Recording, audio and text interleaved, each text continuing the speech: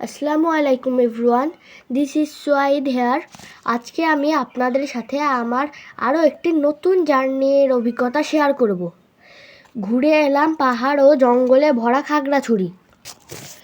বিনোদপুর থেকে বাসে উঠে রওনা দিয়েছিলাম বিকাল 4:15। বাসে বসে আমি খুবই আনন্দ অনুভব করছিলাম।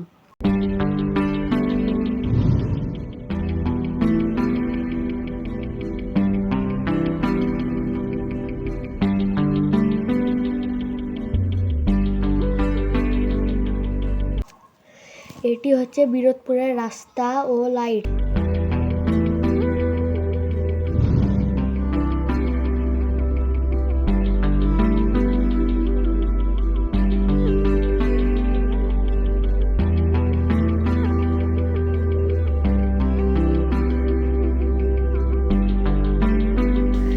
এই হচ্ছে বঙ্গবন্ধু সেতু।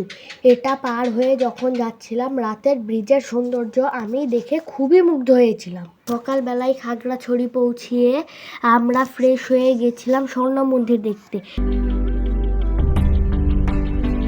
এটা হচ্ছে স্বর্ণ মন্দির। আমি ঘুরে ঘুরে দেখছিলাম, এটি দেখতে খুবই সুন্দর। আমি ফটাফট কয়েকটি ছবিও উঠিয়ে নিয়েছিলাম।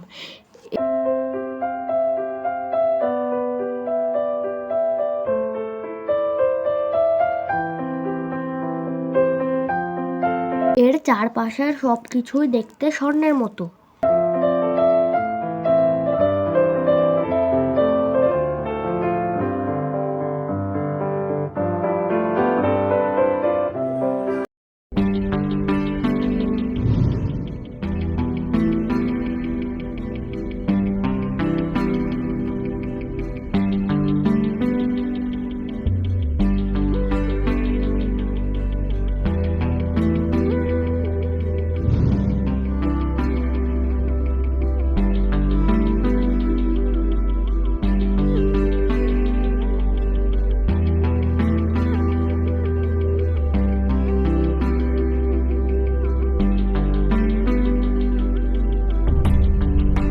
এরপর গেলাম আরও একটি মন্দিরে।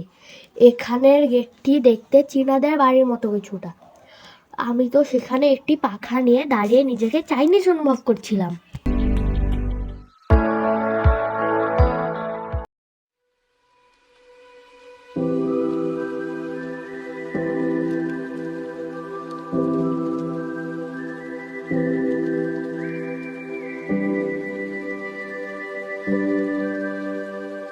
ভিতরে ঢুকে আশপাশটা দেখছিলাম আর সামনে এগিয়ে যাচ্ছিলাম। বাট বেশি উপরে যেতে দেয়নি, নিষেধ ছিল। সেখান থেকে ফিরে গেছিলাম নিউজিল্যান্ড পাড়ায়।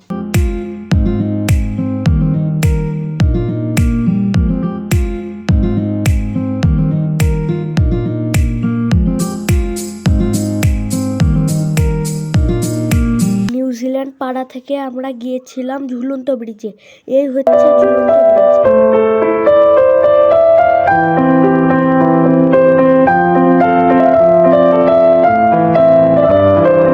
এরপর গিয়েছিলাম খাগড়াছড়ির বিখ্যাত আলু টিলায়। এই হচ্ছে আলু টিলার সৌন্দর্য।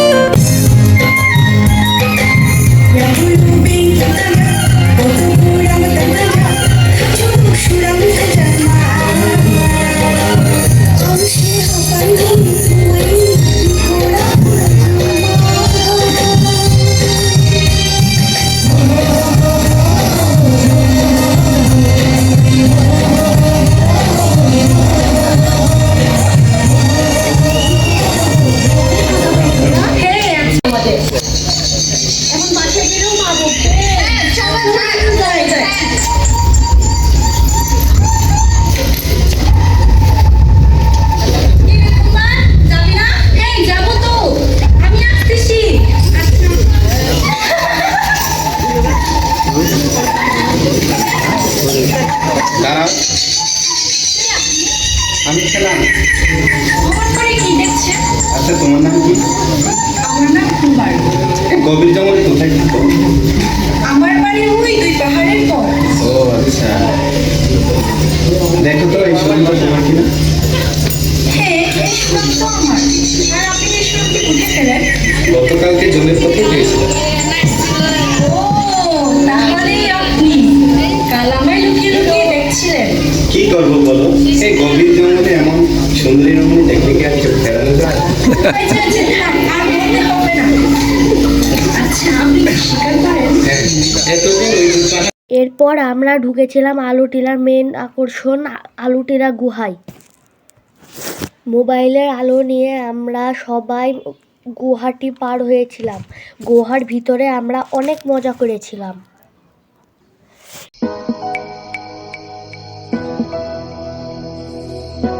এটি হচ্ছে গুহার বাইরের দিকটা। আমরা গুহা থেকে বের হয়ে গুহার চারপাশটা দেখছিলাম আর খুব আশ্চর্য হচ্ছিলাম। আল্লাহর কি অপরূপ সৃষ্টি। শেষ করছি এখানে। সবাইকে আবারও আসসালামু আলাইকুম।